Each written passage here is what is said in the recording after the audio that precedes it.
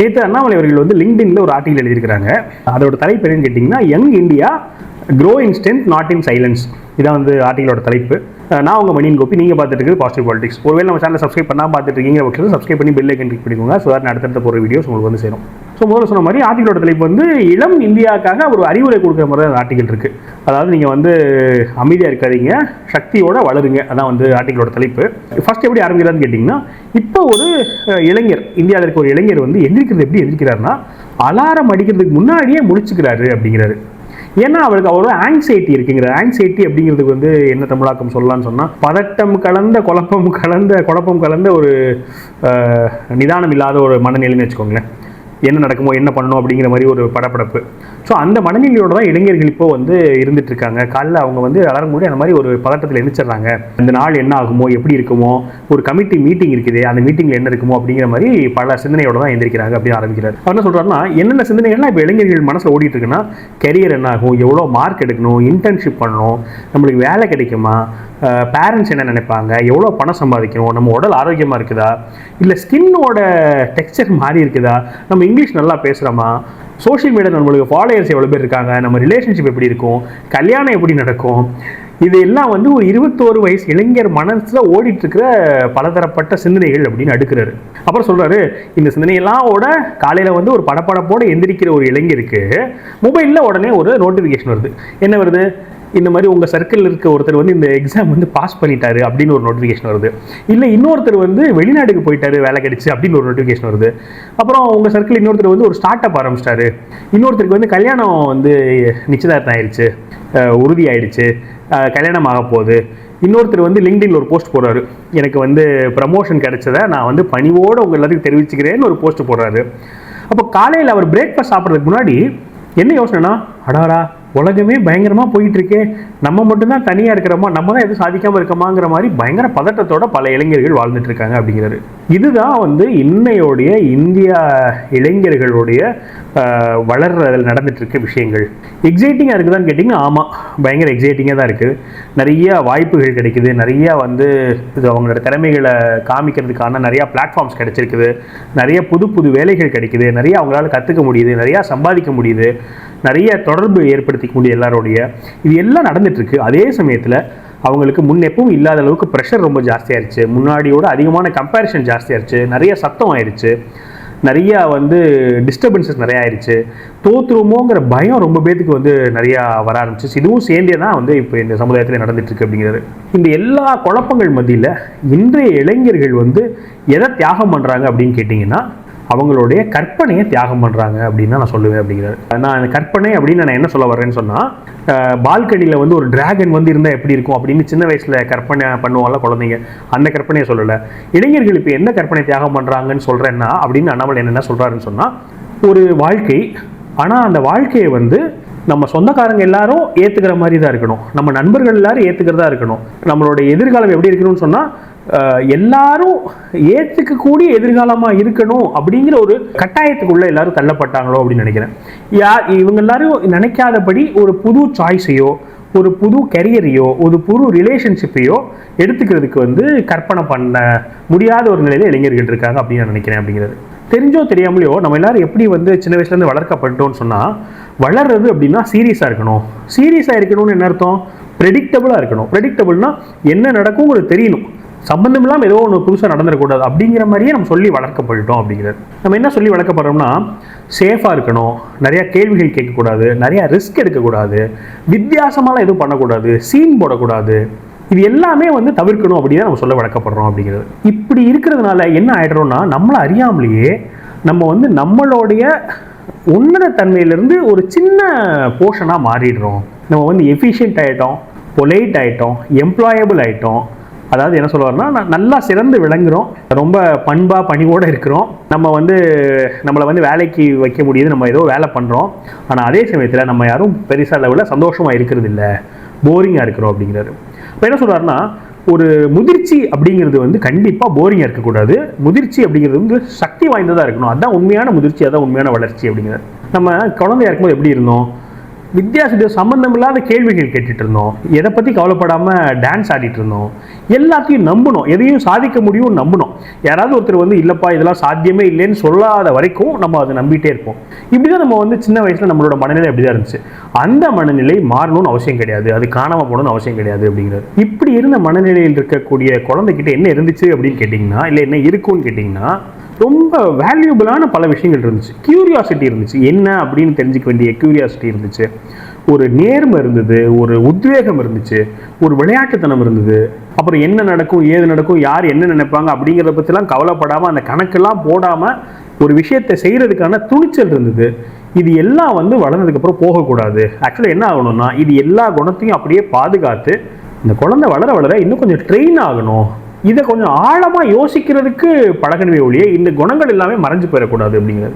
இமேஜினேஷனோடு இருக்கிற ஒரு இளைஞர், அதாவது கற்பனையோட கனவோடு இருக்கிற ஒரு இளைஞர் வந்து எப்படி இருக்கணும்னு கேட்டிங்கன்னா, நிஜத்துக்கு புறம்பாக இருக்கணும்னு நான் சொல்ல வரல, ஆனால் அவங்க கிட்ட திணிக்கப்பட்ட ஒரு முதல் நிஜம் ஒன்று இருக்குல்ல, அதில் வந்து முடங்கிடக்கூடாது.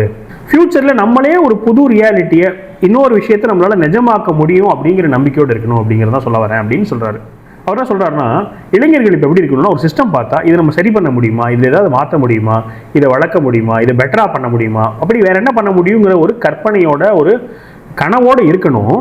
இல்லை இதுதான் இதுக்கு அப்படின்னு சொல்லி மற்றவங்க சொன்னதை நம்பிட்டு அதை முன்னாடி எடுத்துகிட்டு போகாமல் இருக்கக்கூடாது அப்படிங்கிறது. இந்தியாவில் என்ன ஒரு சிக்கல்னு கேட்டிங்கன்னா, எல்லாத்துக்குமே டிஃபால்ட் அப்படின்னு ஒன்று இருக்குது. அதாவது டிஃபால்ட்னா இதுதான் அப்படின்னு ஒன்று இருக்குது. அதாவது கல்யாணமாக இப்படி தான் இருக்கணும், கெரியராக இப்படி தான் இருக்கணும், சாய்ஸாக இப்படி தான் இருக்கணும், சக்ஸஸ்னா இதுதான் சக்ஸஸ், இப்படி எல்லாத்துக்கும் ஒரு டிஃபால்ட் டெஃபினிஷன் ஒன்று இருக்குது, இதுதான் அர்த்தம்னு இருக்குது.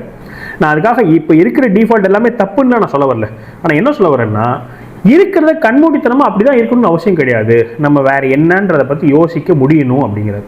உடனே இப்போ நான் என்ன சொல்ல வரேன், எல்லாரும் வந்து எல்லாத்தையும் விட்டுட்டு ஒரு பாட்காஸ்ட் ஆரம்பிங்க, இல்லை கோவா போங்கன்னு இளைஞர்களை சொல்கிறேன்னு தப்பாக நினச்சிக்காதீங்க. தயவு செஞ்சு கோவாலாம் போயிடாதீங்க, கோவாவில் ஏகப்பட்ட பேர் ஏற்கனவே போய் பயங்கர அது க்ரௌடடாக இருக்குது அப்படிங்கிறது. நான் வந்து இன்னும் கொஞ்சம் ஆழமான ஒரு விஷயத்தை சொல்லணும்னு நான் நினைக்கிறேன். உங்களோட உள்ளே இருக்கிற உங்களோட இன்னர் லைஃப்பை வந்து தொலைச்சிடாதீங்க. அப்படியே சொல்லப்பட்ட காலங்காலமாக சொல்லப்பட்டதையே கடைபிடிச்சிட்டு உங்களோட உண்மையான உள்ளே இருக்கிறத இழந்துடாதீங்க. எல்லாம் பண்ணுங்க. உங்களுக்கு டிகிரி போக உங்களோட ஸ்கில்ஸ் என்னங்கிறத கற்றுக்குங்க. சிலபஸை தாண்டி நீங்கள் போய் படிங்க. ட்ராவல் பண்ணணுமா ட்ராவல் பண்ணுங்கள், கோடு பண்ணுங்கள், சமைங்க, கவிதை எழுதுங்க, ஆடுங்க, பாடுங்க, எல்லாம் பண்ணுங்கள். உங்கள் சுற்றி இருக்கிறவங்களை தாண்டி மற்றவங்க பேச்சை கொஞ்சம் கேளுங்க. நீங்கள் யாருன்னு கொஞ்சம் தெரிஞ்சுக்கோங்க. தெரிஞ்சுறதுக்கு முன்னாடி டிசைடு பண்ணாதீங்க. ஏன்னா உலகம் அவ்வளோ ஃபாஸ்ட்டாக வந்து மாறிட்டே இருக்குது. அதனால் நீங்கள் பழங்காலத்தில் சொன்ன அந்த பதில்களையே வச்சு உங்கள் வாழ்க்கையை நகர்த்திட்டே போயிட்டு இருக்காதீங்க அப்படிங்கிறது. உங்களோட கனவு தான் மற்றவங்க கூட கம்பேர் பண்ணுறதுலேருந்து உங்களை காப்பாற்றும். ஏன்னா இன்றைக்கி சோஷியல் மீடியா எப்படி ஆயிடுச்சுன்னா, சினிமாவில் வர்ற ட்ரெய்லர் மாதிரி ஆயிடுச்சு. சுவாரஸ்யமான விஷயங்கள் மட்டும்தான் நீங்கள் சோஷியல் மீடியாவில் பார்க்க முடியும். பல கஷ்டங்கள், அவங்க வேலையில் அவங்களுக்கு ரிஜெக்ட் பண்ணதாக இருக்கட்டும், இல்லாட்டி அவங்க காப்பாட்டுக்கு வழி இல்லாமல் பண்ணதாக இருக்கட்டும், இல்லை வீடு இல்லாமல் கஷ்டப்பட்டதாக இருக்கட்டும், இல்லை ஃபெயில் ஆனதாக இருக்கட்டும், இதெல்லாம் நீங்கள் சோஷியல் மீடியாவில் பார்க்க முடியாது. நீங்கள் சக்ஸஸ் தான் பார்த்துட்டு இருப்பீங்க, சந்தோஷமான விஷயங்களை தான் சோஷியல் மீடியாவில் பார்ப்பீங்க. அப்போது நீங்கள் அதை மட்டும், அந்த ட்ரெய்லரில் மட்டும் எடுத்துகிட்டு அதை உங்களோட கம்பேர் பண்ணிங்க, அது சரியான கம்பேரிஷனாக இருக்காது, அது சரியான ஒப்பீடாக இருக்காது அப்படிங்கிறது. அதனால் உங்கள் கனவு தான் இதை வந்து உங்களை மாற்றி யோசிக்க வைக்கும். உங்கள் கனவு தான் உங்கள் வாழ்க்கையை முன்னேற்றி கொண்டு போகும். இது வந்து ஒரு இன்ஸ்டாகிராம் ஸ்டோரியோ, ஒரு லிங்க்டின் போஸ்ட்டோ, ஒரு யூடியூப் வீடியோவோ, ஷார்ட்ஸோ கிடையாது. இது உங்கள் வாழ்க்கை. அதனால் உங்கள் வாழ்க்கையை, உங்கள் பாதையை நீங்கள் நிதானமாக யோசித்து ஆராய்ச்சி பண்ணி வாழ்ந்து முடிவு பண்ணுங்க அப்படிங்கிறாரு. ஒரு சிலர் சீக்கிரமாக ஜெயிச்சிருவாங்க, ஒரு சிலர் லேட்டாக ஜெயிப்பாங்க, ஒரு சிலர் பாதையை மாற்றுவாங்க, ஒரு சிலர் பிரேக் எடுப்பாங்க, ஒரு சிலர் அமைதியாக வந்து அவங்களோட வேலைகளை பண்ணிகிட்டு இருப்பாங்க, ஒருத்தர் வந்து பப்ளிக்காக அவங்க தோல்வியை அடைஞ்சு ப்ரைவேட்டாக அவங்க வந்து வெற்றி பெறுவாங்க. அதனால் வந்து எதுவுமே இதுதான் சிறந்தது, இதுதான் மரியாதைக்குரியது, இதுதான் ஸ்பீடு தான், அப்படி எதுவுமே ஒரு முடிவானதுன்னு ஒன்றும் கிடையாது. ஒருத்தருக்கு ஒருத்தர் வாழ்க்கை, வெற்றி, அனுபவம், இன்பம் எல்லாமே மாறும். அதனால் கம்பேர் பண்ணாதீங்க அப்படிங்கிறது. அதுக்காக நான் வந்து கனவு காண்றது, கற்பனையோடு இருக்கிறதுங்கிறதுக்காக டிசிப்ளின் இல்லாமல் இருக்கணும்னு சொல்ல வரல. ஹார்ட் ஒர்க்கை தவிர்க்கணுங்கிறது அர்த்தம் கிடையாது. நான் வந்து வாழ்க்கையை பற்றி நான் ஒரு கனவு கண்டுட்ருக்கேன், ஒரு கற்பனையோடு இருக்கேன், அதனால் நான் வந்து டெட்லைனை மிஸ் பண்ணுவேன், எனக்கு வந்து ப்ராக்டிஸ் பண்ணணும்னு அவசியம் இல்லை, என்னுடைய பேஷன்னா வந்து எல்லாத்துக்கும் ஆதாரம் அப்படின்னு இன்னொரு எக்ஸ்டென்ட்டுக்கும் நீங்கள் போயிடக்கூடாது. நீங்கள் வந்து திரும்ப திரும்ப ப்ராக்டிஸ் பண்ணி பொறுமையாக இருந்தால் தான் உங்களோட டேலண்ட்டு, ஸ்கில்லாம் வளரும். உங்கள் பேஷனுக்குமே வந்து பொறுமை ரொம்ப முக்கியம். எழுதுறீங்களா, ரெகுலராக எழுதுங்க. பிஸ்னஸில் சாதிக்கணும்னு நினைக்கிறீங்களா, பணத்தை பற்றி புரிஞ்சுக்கோங்க. பொது வாழ்க்கையில் ஈடுபடணும்னு நினைக்கிறீங்களா, வரலாறு படிங்க, சட்டம் படிங்க. கான்டென்ட் கிரியேட் பண்ணணும்னு நினைக்கிறீங்களா, அதை பற்றி நிறைய விஷயங்களை தெரிஞ்சுக்கோங்க. உங்களுக்கு சுதந்திரமாக இருக்கணும்னு நினைக்கிறீங்களா, அதுக்கு உண்டான தகுதியை வளர்த்துக்கோங்க. இது எல்லாம் பண்ணினாதான் இதெல்லாம் நடக்கும். அதை விட்டுட்டு சும்மா கனவு கற்பனை அப்படின்னு மட்டும் இந்த ஹார்ட் ஒர்க், டிசிப்ளின், பொறுமை இதெல்லாம் இல்லாமல் நீங்கள் பண்ணீங்கன்னு சொன்னால் இது வெறும் பகல் கனவாக தான் இருக்கும் அப்படிங்கிறது. உண்மையான வளர்ச்சிங்கிறது உழைப்பையும் உங்களுடைய கற்பனை கனவையும் பேலன்ஸ் பண்ணுறது தான் உண்மையான வளர்ச்சியாக இருக்க முடியும். இன்னொரு முக்கியமான காரணம் ஏன் கனவோடையும் கற்பனையோடும் இருக்கணும்னு நான் சொல்கிறேன்னு சொன்னால், அப்படி இருந்தீங்கன்னு சொன்னால் உங்களோட பாதை கடினமானதாக கஷ்டமானதாக இருந்தால் கூட அதை உங்களால் கடந்து போகிறதுக்கு உதவியாக இருக்கும் அப்படிங்கிறது. ஏன்னா இப்போ நீங்கள் சுற்றி பார்த்தீங்கன்னா நிறைய விஷயங்கள் அன்ஃபேராக இருக்கிற மாதிரி, அதாவது நம்மளுக்கு மட்டும் ஏன் அப்படிங்கிற மாதிரி தோணும். ஏன்னா ஒரு சிலர் ஆரம்பிக்கும் போதே நிறையா பணத்தோடு ஆரம்பிப்பார், ஆரம்பிக்கும் போதே நிறையா இங்கிலீஷோடு ஆரம்பிப்பார், ஆரம்பிக்கும் போதே அவருக்கு நிறைய கான்டாக்ட், ஸ்ட்ராங் நெட்வொர்க்ஸ்லாம் இருக்கும். ஆரம்பிக்கும் போதே அவங்களுக்கு வீட்டில் இருக்கவங்க பலம் இருக்கும், இல்லை பெரிய சிட்டியோடைய அட்வான்டேஜ் இருக்கும், இல்லை அவர் கான்ஃபிடென்ட்டாக இருப்பார், இல்லை அவருக்கு பரம்பரையே பணக்காரங்களாக இருப்பாங்க. இந்த மாதிரி பலதரப்பட்ட அட்வான்டேஜஸோடு அவங்க சுற்றி இருக்கவங்க நிறைய பேர் இருப்பாங்களா இருக்கும். அதே சமயத்தில் ஒரு சிலருக்கு குடும்ப பிரச்சனை இருக்கும், பண கஷ்டம் இருக்கும், நிறையா சூழ்நிலைகள்லேருந்து வந்திருப்பாங்க. அப்படி இருக்கும்போது இது ரெண்டும் அன்ஃபேர் மாதிரி இருக்கலாம், அது நியாயமே இல்லாத மாதிரி இருக்கலாம். அந்த சமயத்தில் உங்களுடைய கனவு, கற்பனை, உங்களுடைய நம்பிக்கை இதெல்லாம் தான் அவங்கள இந்த கஷ்டங்கள்லேருந்து உங்களை தாட்டி கூட்டு போக முடியும் அப்படிங்கிறது. உங்களுடைய இந்த நம்பிக்கையும் கனவும் தான் உங்களை சரியான பாதையை தேர்ந்தெடுக்க வைக்கும், சரியான வழிகாட்டிகளை தேர்ந்தெடுக்க வைக்கும், இன்டர்நெட்டை சரியாக பயன்படுத்த வைக்கும், ஒரு நல்ல ஒரு நெட்வொர்க்கை பில்டு பண்ண வைக்கும், உங்களை தொடர்ந்து கற்றுக்கிட்டு முன்னேற்றிக்கிட்டே இருக்கிறதுக்கு உங்களுடைய இந்த கனவும் நம்பிக்கையும் உழைப்பும் உதவி பண்ணும் அப்படிங்கிறது. உங்களுக்கு ஒரு வழி வந்துச்சுன்னா அந்த வழியை நீங்கள் எப்படி மாற்றுறதுக்கு உதவி பண்ணணும்னு சொன்னால் இந்த கனவு கற்பனை அதை உங்களுக்கு ஒரு லெசனாக, ஒரு பாடமாக நீங்கள் பார்க்குறதுக்கு அதை பயன்படுத்துவீங்க. இது இல்லைன்னு சொன்னால் நீங்கள் அதை ஒரு தோல்வியாக பார்க்க ஆரம்பிச்சுவீங்க. அதனால் நீங்கள் ஒரு கனவு காணணும், ஒரு லட்சியத்தோடு இருக்கணும் அப்படிங்கிறது. இது எல்லாம் தாண்டி இது எல்லாம் உங்களுக்கு யாருன்றதை சொல்லித்தரும். இன்றைக்கி நம்மளோட எஜுகேஷன் சிஸ்டமில் அதுதான் நம்ம மிஸ் பண்ணுறோம். நம்மளுக்கு ட்ரிக்னாமெட்ரி தெரியும், பேலன்ஸ் ஷீட் தெரியும், அக்கௌண்ட்ஸ் தெரியும், பொலிட்டிக்கல் தியரி தெரியும், வரலாறு தெரியும், ஹிஸ்ட்ரி தெரியும், கெமிஸ்ட்ரி தெரியும், இது எல்லாம் தெரியும். ஆனால் நமக்கு எப்போ கோவம் வரும், நமக்கு எப்போ பொறாமை வரும், நம்ம எப்போ தோண்டு போவோம், நம்மளுக்கு எது எனர்ஜி தரும், எந்த விமர்சனம் நம்ம மூடை பாதிக்கும், நம்ம ஏன் ஒரு விஷயத்தை தள்ளி போடுறோம், நம்ம ஏன் தவறான மக்களை சூஸ் பண்ணுறோம், இந்த மாதிரி நம்மளை பற்றி பல விஷயங்கள் நம்மளுக்கு இப்போ இருக்கிற எஜுகேஷன் சொல்லித்தரது கிடையாது. இந்த பயணம் நம்மளுக்கு அது எல்லாத்தையும் சொல்லித்தரும். அது ரொம்ப மிகப்பெரிய ஒரு வேல்யூபிளான லெசன் அப்படிங்கிறது. செல்ஃப் நாலேஜ், நம்மளை பற்றி தெரிஞ்சுக்கிறதுங்கிறது லக்ஸுரி கிடையாது, ஆடம்பரம் கிடையாது, அது அத்தியாவசிய தேவை. எல்லாத்தையும் நம்ம சாதிச்சிருமா இருக்கும். அதாவது சக்ஸஸ் வந்துருமா இருக்கட்டும், இல்லாட்டி ஜாபு கிடைச்சிருவோம், இல்லை படிப்பு படிச்சிருவோம், வேலை கிடைக்கும், ரிலேஷன்ஷிப் கிடைக்கும், கல்யாணம் ஆகும், வீடு வாங்குவோம், சோஷியல் மீடியா நிறையா ஃபாலோயர்ஸ் வருவாங்க. இது எல்லாம் இருந்து கூட ஒரு திருப்தி இல்லாமல் வாழ்கிறவங்க இருப்பாங்க. ஏன்னா அவங்க கிட்ட கேள்வியே கேட்டுக்கல, நம்மளுக்கு என்ன வேணும், எதுக்காக ஓடுறோம், என்ன நம்மளுக்கு வாழ்க்கையில் அப்படிங்கிறத பற்றி கேள்வி கேட்காம இருக்கிறதுனால வாழ்க்கையில் அவங்க என்ன பண்ணாலும் எங்கே நகர்ந்தாலும் அவங்களுக்கு ஒரு திருப்தி இல்லாமலே இருக்கும். அப்போ அது ரொம்ப டேஞ்சரஸ். அப்போ முதல்ல நம்ம என்ன பண்ணணும்னு சொன்னால், இல்லாட்டி ரொம்ப அடிப்படையாக நம்மளுக்கு என்ன தெரியும், நம்ம எதுக்கு எல்லாம் நகர்றோம், நம்மளுக்கு என்ன வேணும், நம்ம எங்கே நகர்றோம், நம்ம யார் எப்படி அப்படிங்கிறத பற்றி தெரிஞ்சுக்கணும். அது அத்தியாவசிய தேவை. அதான் முதல் ஸ்டெப் அப்படிங்கிறது. அப்போ இன்றைக்கி இளைஞர்கள் அவங்களுக்குள்ளேயே நீங்கள் கேட்க வேண்டிய கேள்வி, எப்படி வெற்றி பெறுறது அப்படிங்கிற கேள்வியை தாண்டி எது முக்கியமான கேள்வினா, நான் எப்படி முழுமை பெறுறது, அதுவும் எப்படி முழுமை பெறணும்னு சொன்னால் என்னோட கனிவு, என்னுடைய பண்பு, என்னோட தைரியம், என்னுடைய சந்தோஷம் இதெல்லாம் இழக்காமல் எப்படி நான் முழுமை பெறுறது, எப்படி நான் சாதிக்கிறதுங்கிறத உண்மையான கேள்வியாக இருக்கணும் இளைஞர்கள் மத்தியில். அதே மாதிரி பெரியவங்களும் அவங்களுக்குள்ளே ஒரு சில கேள்விகள் கேட்டுக்கணும். அதாவது இளைஞர்களை அவங்க எப்படி கையாளுறாங்க அப்படிங்கிறத பற்றி அவங்க ஒரு சில கேள்விகளை அவங்க கேட்டுக்கணும். நம்மளை சுற்றி இருக்கிற இளைஞர்கள் வளர்றதுக்கு உதவி பண்ணுறோமா, இல்லை நம்ம அவங்கள ஈஸியாக மேனேஜ் பண்ணுறதுக்காக வேலை பண்ணிகிட்டு இருக்கோமா, இந்த கேள்வி கேட்கணும். நம்ம அவங்கள சரியாக வழி நடத்துகிறோமா, இல்லை அவங்கள நம்ம பயமுறுத்துகிறோமா, நம்ம அவங்கள வாழ்க்கைக்கு தயார்படுத்துகிறோமா, இல்லை பரீட்சைக்கும் வேலைக்கும் தயார்படுத்திட்டு இருக்கோமா. ஒரு இளைஞருக்கு கட்டுக்கடங்காத சுதந்திரம்லாம் தேவையில்லை, அதுவும் ரெஸ்பான்சிபிலிட்டி, நம்ம கடமையே இல்லாமல் கட்டுக்கடங்காத சுதந்திரம் ஒரு இளைஞனுக்கு வேணும்னு நான் சொல்ல வரல. ஆனால் இளைஞனுக்கு சிந்தனை பண்ணுறதுக்கு, அவனோட வாழ்க்கையை கட்டமைக்கிறதுக்கு, அவன் தப்பு பண்ணுறதுக்கு, அவன் திருந்துறதுக்கு, அவன் கற்றுக்கிறதுக்கு ஒரு இடம் இருக்கணும். நான் எல்லா பெற்றோர்கள், பெரியவங்க, வழிநடத்துகிற பெரியவங்க, ஆசிரியர்கள், தலைவர்கள் எல்லாத்துக்கிட்டையும் ஒன்று சொல்ல விருப்பப்படுறேன். அதாவது எதிர்காலம் பயந்து போன குழம்பிய ஒரு இளைஞர்களால் கட்டமைக்கப்பட போகிறதில்லை. புது புது முயற்சி பண்ணுற, புதுசாக பழகக்கூடிய, புது புது விஷயங்களை வந்து ஏற்றுக்கக்கூடிய, அக்கறையோடு யோசிக்கக்கூடிய, வேலை பண்ணக்கூடிய இளைஞர்களால் தான் வந்து எதிர்காலம் கட்டமைக்கப்பட போகுது. ஆர்டிஃபிஷியல் இன்டெலிஜென்ஸ்னு சொல்கிறோம் இல்லையா, செயற்கை நுண்ணறிவு, அதனால வந்து பதில் கொடுக்க முடியும். ஆல்காரிதம்னால வந்து என்ன நடக்க போகுது, எது பிஹேவியர்னு ப்ரெடிக்ட் பண்ண முடியும். கோச்சிங் சென்டர்ஸ்னால பரீட்சைக்கு தயார் பண்ண முடியும். ஆனால் நல்லா சிந்திக்கக்கூடிய, சரியாக வாழக்கூடிய ஒரு நல்ல இளைஞரால் தான் எதிர்காலத்தை கட்டமைக்க முடியும் அப்படிங்கிறது. இந்தியாவுக்கு வந்து ஏற்கனவே இருந்த தலைமுறையை அப்படியே காப்பி பண்ண இன்னொரு அடுத்த தலைமுறை தேவையில்லை. நம்மளுக்கு அடுத்த தலைமுறை எப்படி இருக்கணும்னு சொன்னால், ரொம்ப அலர்ட்டாக, ரொம்ப திறமை வாய்ந்த, ரொம்ப பலம் பொருந்திய, ரொம்ப சந்தோஷமான, புதுமையாக கண்டுபிடிக்கக்கூடிய, கருணையோடு இருக்கக்கூடிய இளைஞர்களும் நம்மளுக்கு அடுத்த தலைமுறையாக தேவை. இந்தியாவுக்கு எப்படிப்பட்ட இளைஞர்கள் தேவைன்னா, கம்பெனி பில்டு பண்ணணும், அதே சமயத்தில் சமுதாயத்தையும் கட்டமைக்கணும், மொபைல் அப்ளிகேஷனும் பில்டு பண்ணணும், அதே சமயத்தில் நம்மளுடைய கலையையும் வளர்க்கணும், காசும் சம்பாதிக்கணும், அதே சமயத்தில் ஞானத்தையும் சம்பாதிக்கணும். இப்படிப்பட்ட இளைஞர்கள் தேவை. புதுமை பண்ணுற அதே சமயத்தில் பழசையும் மறக்காத, பழசையும் மதிக்கக்கூடிய இளைஞர்கள் தேவை.